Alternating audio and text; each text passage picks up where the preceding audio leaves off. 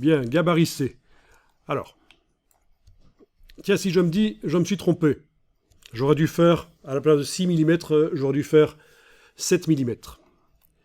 Bon ben, c'est facile. Vous sélectionnez les blocs d'une des colonnes. Là, je suis sur le gabarit C. Sélectionnez les blocs d'une des colonnes. Voilà. Tous les blocs, les englobés.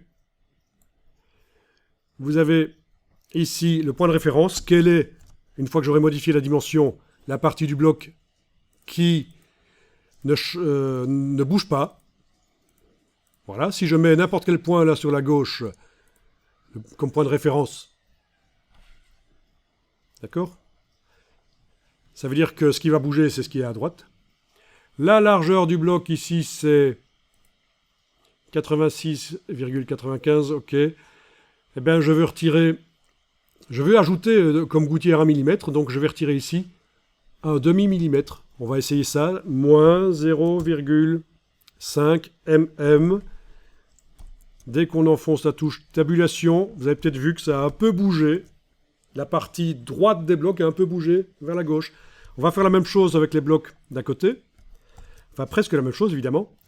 Je sélectionne tous les blocs d'à côté.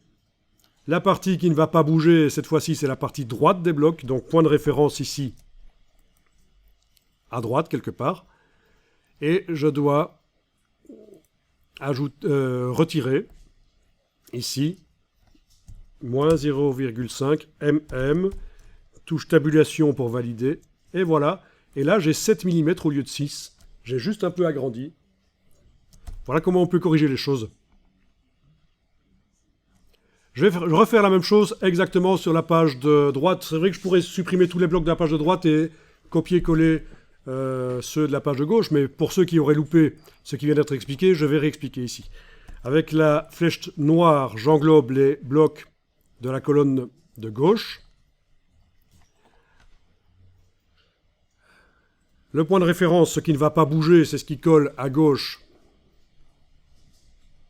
Là, c'est ce qui colle à gauche, c'est ce qui ne va pas bouger. Donc je mets le point de référence ici quelque part sur la gauche.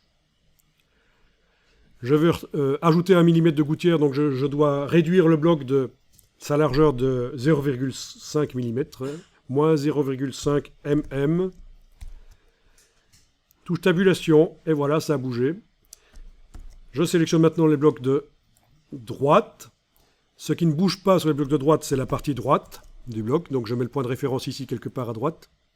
Et là aussi, moins 0,5 mm. Touche tabulation et ça va bouger le bloc. Voilà, il a bougé un peu, il s'est rétréci. Donc j'ai ajouté 1 mm d'espace entre les deux colonnes de blocs.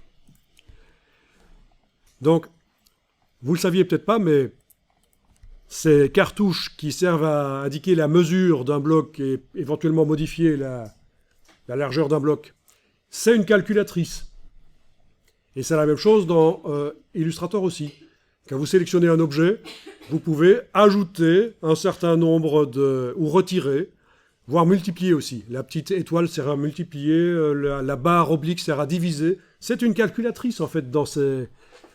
On peut faire des calculs directement. Ok, on va enregistrer le document. On va dire que pour le gabarit B, on va laisser les gouttières comme ça, c'est bon, à 6 mm.